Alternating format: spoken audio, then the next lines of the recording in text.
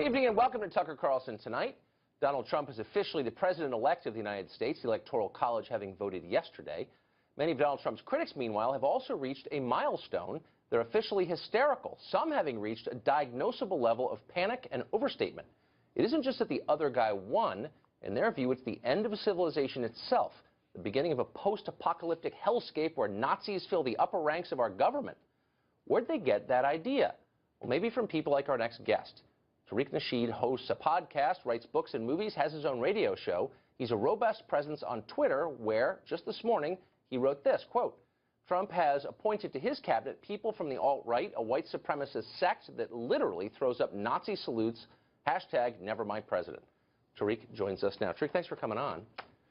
So I looked at a list of the president-elect's cabinet appointments. Which one of them throws up Nazi salutes, literally, as you said? Well, no. Well, Steve Bannon, he's associated with that alt-right organization, which is really nothing more than a sect of white supremacy. And those alt-right people, they were in a federal building at the Ronald Reagan building, throwing up Nazi salutes in the Steve Spencer, all of these, not Steve Spencer, but Richard Spencer, all of these guys are basically open white supremacists who practices Nazism.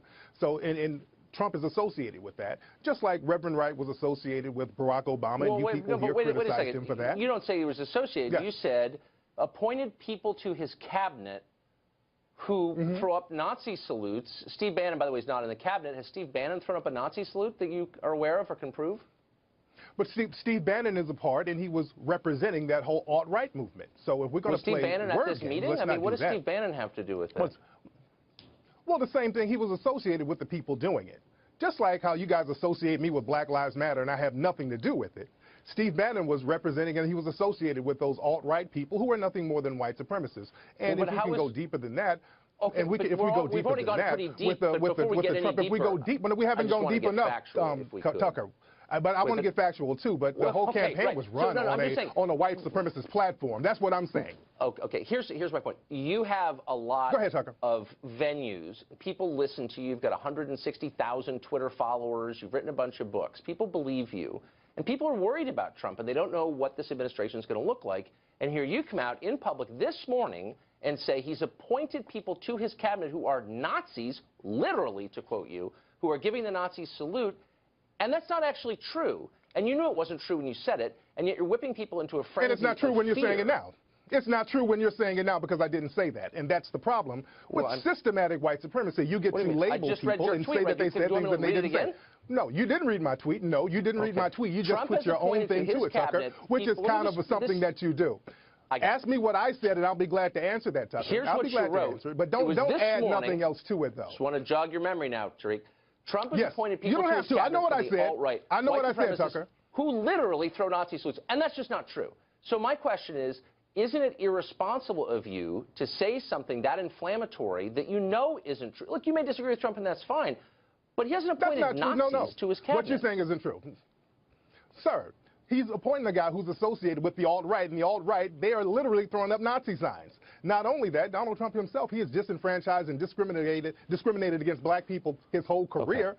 So this is not something that I'm just reaching out of a bag. And there's other people associated with Trump in the cabinet who have practiced systematic racism for years. So I'm just not pulling anything out of a bag. Even in the campaign, black people were getting beat up and called racial names. So I'm not pulling something out of thin air, Tucker. I'm not pulling anything out of thin air. Really quick questions. What do you think if there are literally Nazis in the cabinet, what do you think Ben Carlson, who's going to be the HUD secretary, thinks of that? Is he involved in that too? Well, just because you get an individual black person and tokenize that black person, no matter how qualified he is, no matter how qualified a black person is, if you tokenize a black person and put him in a system of white supremacy, that doesn't negate the system of white supremacy. You just put a black person as the face of white supremacy. Nothing more, nothing less.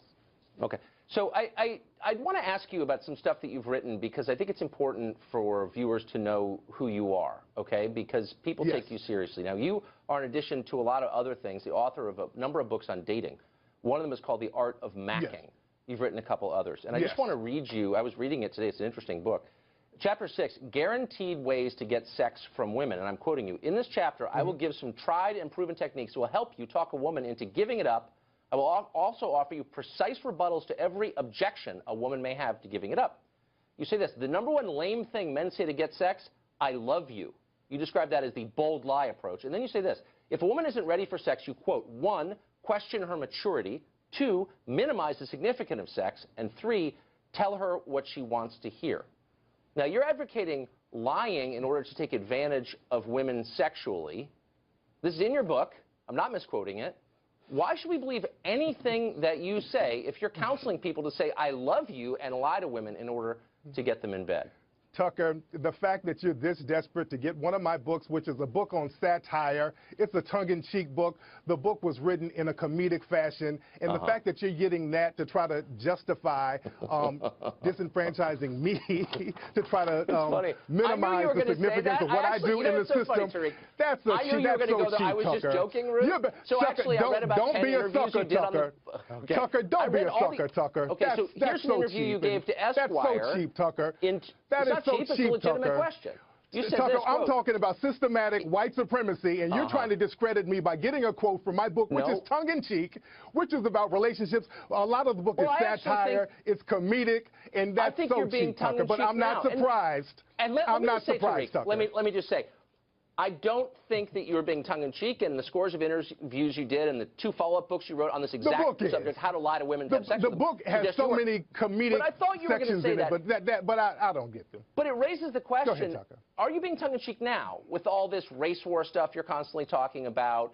He's a white supremacist, they're Nazis. I'm not, because white supremacy is not tongue-in-cheek. Okay, we live in a system. We live in a system of white supremacy, and white supremacy is not a joke. White supremacy is not a joke. We live in a system that's dominated in all areas of activity of white supremacy. So I take that very seriously, sir. So but you're making specific allegations that are untrue, and you know that they're untrue because you're not stupid. I'm not. You know exactly what you're doing. I'm not. You're trying to put words in my mouth, but I'm not shocked. And that's fine. But does it occur to you? It's very simple. And last question: does it occur to you that people believe you, and that you increase the temperature of race hatred in this country, and that long-term that might lead to some really bad things? Do you feel responsible for that? You mean like black people getting harmed in all areas of activity, like black people getting shot legally and executed legally? What have you done to, Tucker, what have you done to replace the system of white supremacy with the system of justice? I'm calling you out for lying. That's what I do. That's my contribution today. For replacing... Okay, Tucker. Yeah. Tariq, I appreciate it. Thanks for joining us tonight. Happy Kwanzaa to you.